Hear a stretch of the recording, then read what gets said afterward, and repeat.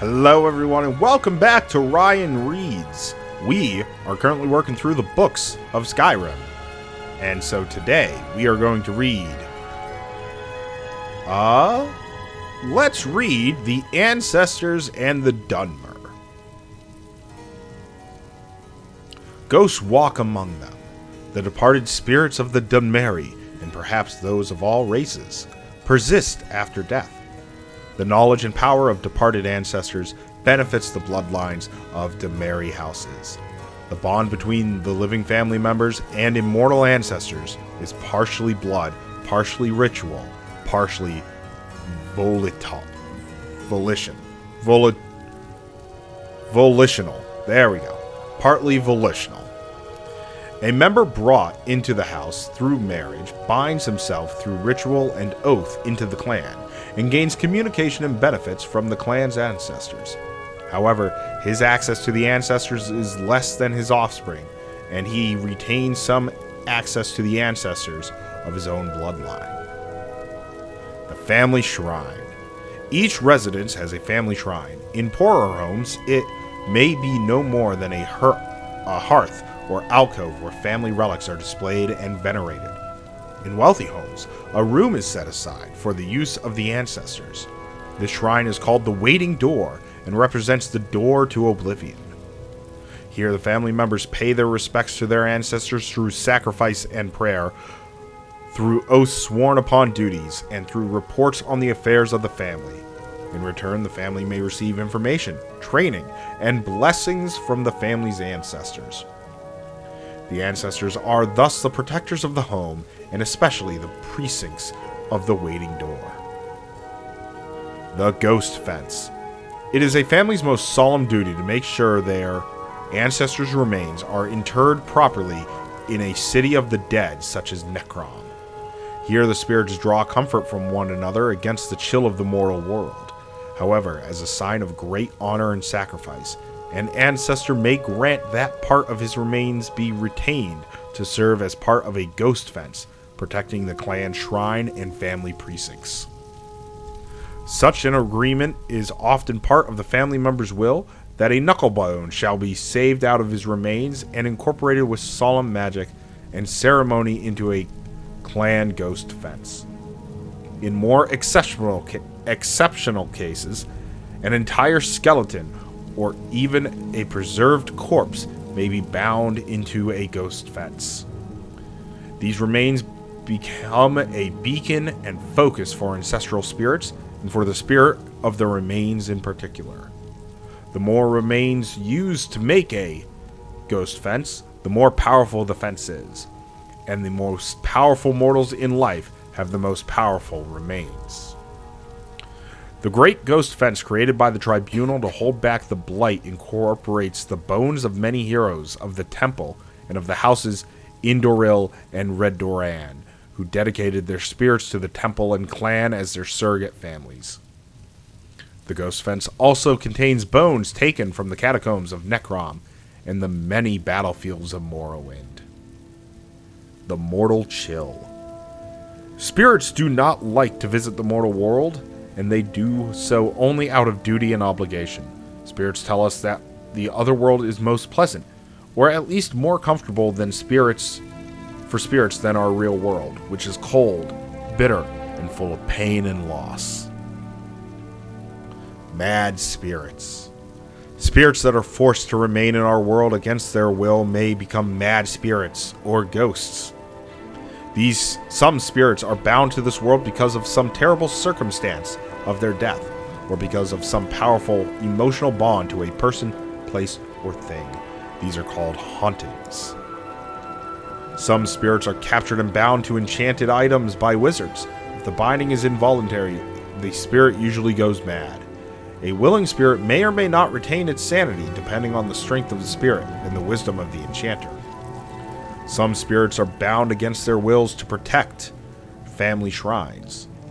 This unpleasant fate is reserved for those who have not served the family faithfully in life. Dutiful and honorable ancestral spirits often aid in the capture and binding of the wayward spirits. These spirits usually go mad and make terrifying guardians. They are ritually prevented from harming mortals of their clans, but that does not necessarily discourage them from mischievous or peevish behavior. They are exceedingly dangerous for intruders. At the same time, if an intruder can penetrate the spirit's madness and play upon the spirit's resentment of its own clan, the angry spirits may be manipulated. Oblivion. The existence of Oblivion is acknowledged by all Tamriel cultures, and there is little agreement of the nature of that under Otherworld, other than that it is the place where Aedra and Daedra live, and that communication and travel are possible between this world and Oblivion through magic and ritual. The Dunmer do not emphasize the distinction between this world and Oblivion as do the human cultures of Tamriel. They regard our world and the other world as a whole with many paths from one end to the other rather than two separate worlds of different natures with distinct borders. This philosophical viewpoint may account for the greater affinity of elves for magic and its practices. Foreign views of Dunmery, ancestor worship, and spirit magic. The Altmiri and Bosmiri cultures also venerate their ancestors, but only by respecting the orderly and blissful passage of the spirits from this world to the next. That is, Wood Elves and High Elves believe it is cruel and unnatural to encourage the spirits of the dead to linger in our world. Even more grotesque and repugnant is the display of the bodily remains of ancestors in ghost fences and ash pits. The presentation of finger bones in the family shrine, for example, is sacrilegious to the Bosmer, who eat their dead, and barbaric to the Altmer, who inter their dead.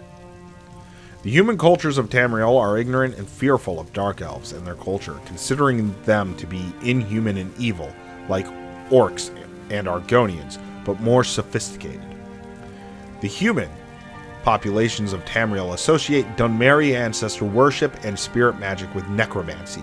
In fact, this association of the Dark Elves with necromancy is at least partially responsible for the dark reputation of Dunmer throughout Tamriel.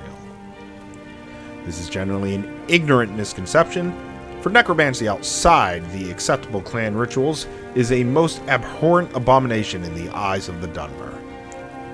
The Dark Elves would never think of practicing sorcerous necromancy upon any Dark Elf or upon the remains of any elf. However, Dark Elves consider the human and orcish races to be a little more than animals. There is no injunction against necromancy upon such remains, or on the remains of any animal, bird, or insect. Imperial policy officially recognizes the practices of Dunmeri ancestor veneration and spirit magic as a religion, and protects their freedom to pursue such practices so long as they do not threaten the security of the Empire. Privately, most Imperial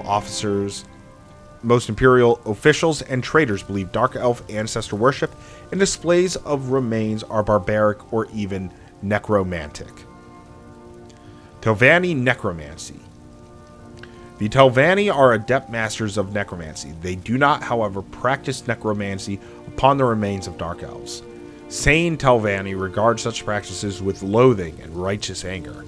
They do practice necromancy upon the remains of animals and upon the remains of humans, orcs, and Argonians, who are technically no more than animals in Morrowind.